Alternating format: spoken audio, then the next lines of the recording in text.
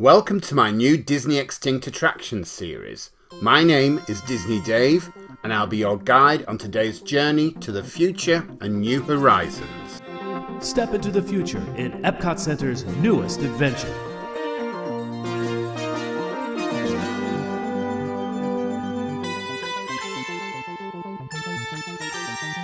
Step into the future in Horizons. Step into the future today. All who come to this happy place, welcome.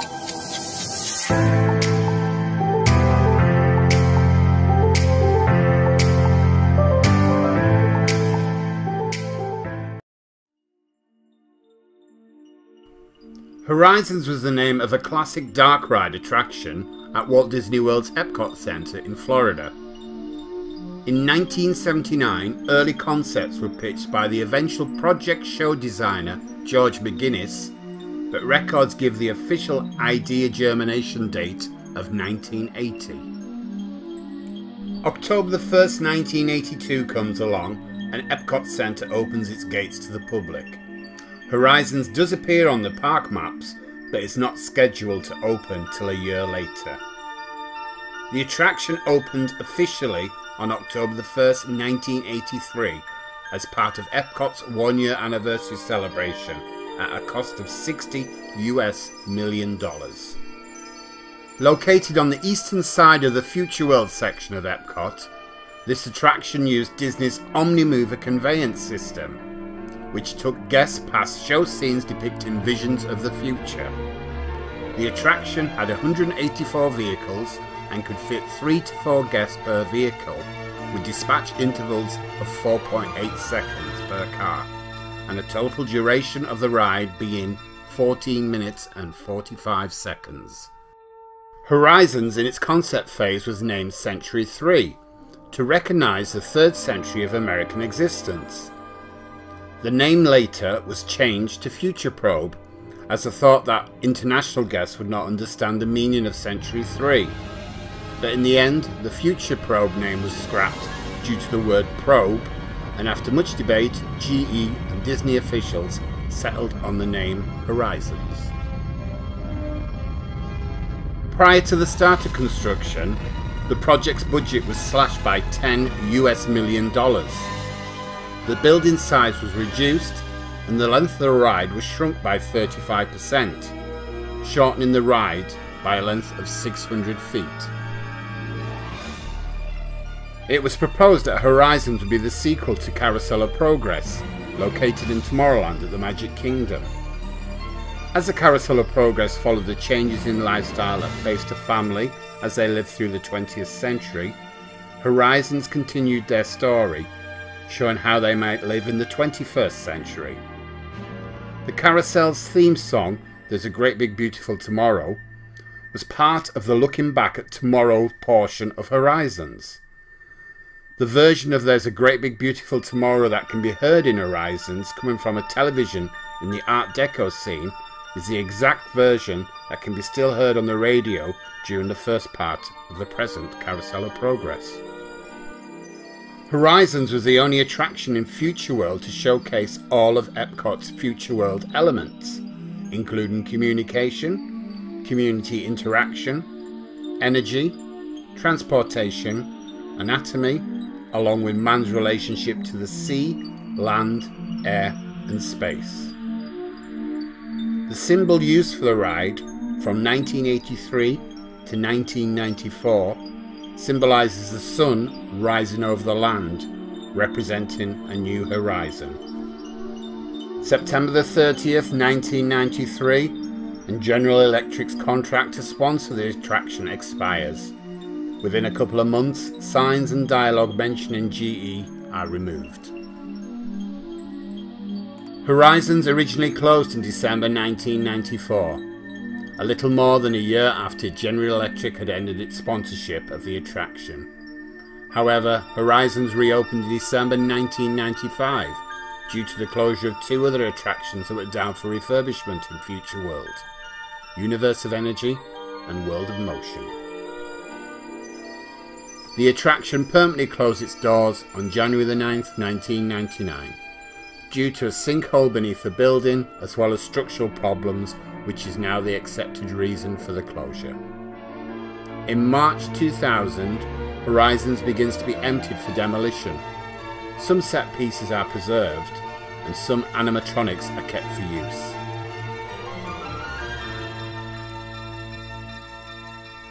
After the attraction was dismantled and its structure demolished to make room for Mission Space, a motion simulator thrill ride that opened its doors on October the 9th, 2003. The attraction, although extinct, still retains a sizable cult following, especially among Disney park enthusiasts. And now, take a journey with me on this classic Epcot attraction with footage that I recorded myself in 1995. We're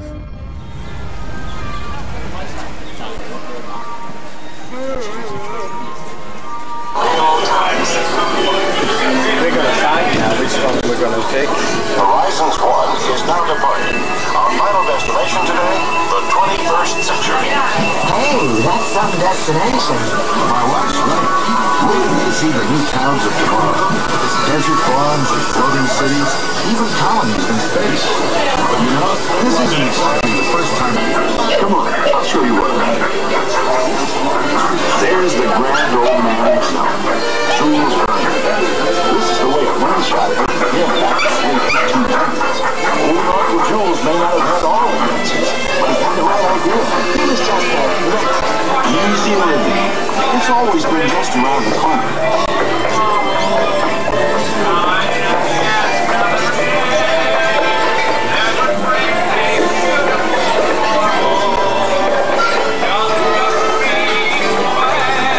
Hey, we're just in time for the matinee. Yeah, running back to tomorrow through the movies of yesteryear.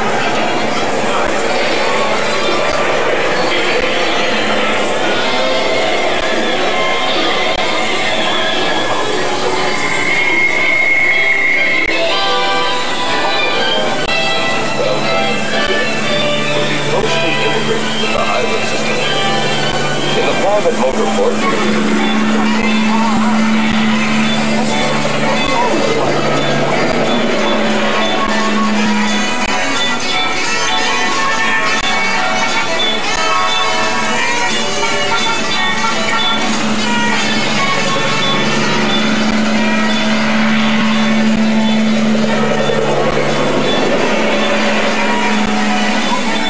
I suppose people have all this dream of the future. We sure do.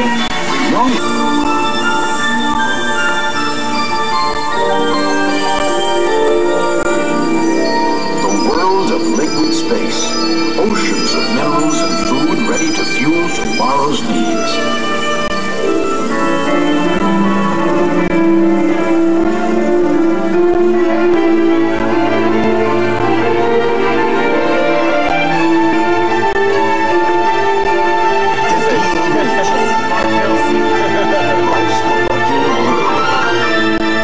Decoding its secrets is leading us to dramatically improved health.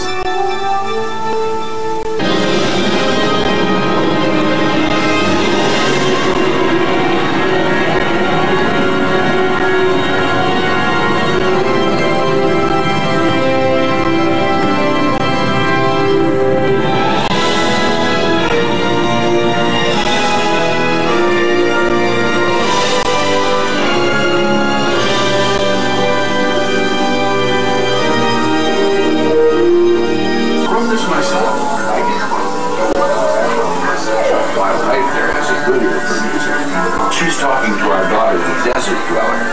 That little girl and her husband are in farming. Like music? My wife there has a good ear for music. That's our daughter she's talking to. She's doing wonders out there on one of those desert farms. Like the cars wait till the night starts getting cold. She's talking to our daughter, the desert dweller. That little girl and her husband. Isn't it something? Send a city kid to college for 7 years and what happens? She becomes a farmer. Oh, I think agricultural engineer is a little more like it. But Me? I'll take the city. Yes, it's always exciting. Hey, with today's transportation, we're just minutes away from our kids. This was all fantastic. The robots are getting out storm warnings Quite a too. transformation. I mean, Yeah, one look says it all. Stand by for 4 from Crowbrent. Harvester 10. Finish picking the north corner, then recycle the Crowfish.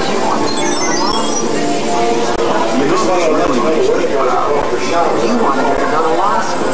what do you suppose they are, Mr. Economist?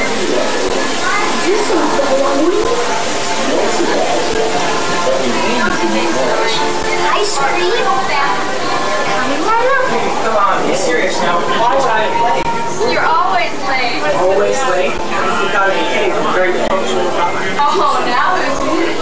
But I hope you'll please try to it is a party. I know it's a party. I also be here for my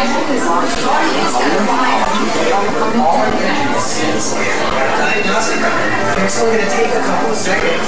Then I'll get the express straight after this. fair enough.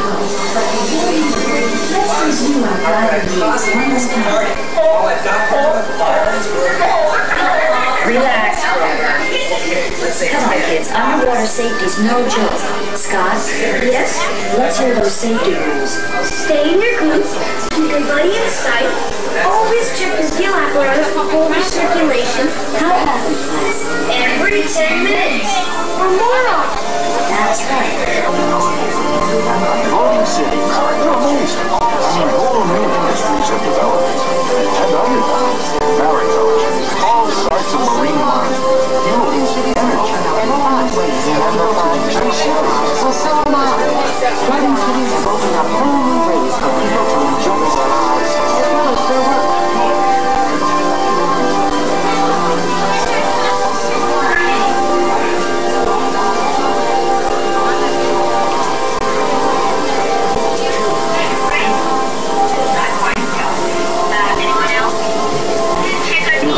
we knew they were filled with valuable gifts for us. Yeah, water and food. Very funny. But seawater has become an excellent source of energy, as well as being valuable for desert irrigation. Don't believe. No, it's a tremendous source of low-cost fuel. Oh, we found lots of good things on our ocean. And don't forget space. You found lots of good.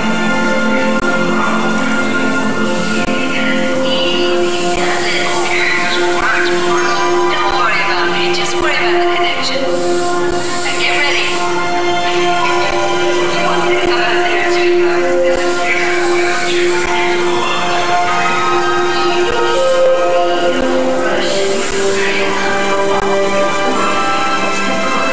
These space colonies are out of this world.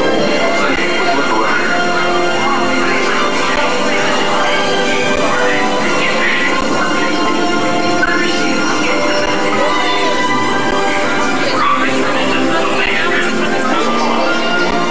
Now there's my speed. Sports, exercise, zero gravity.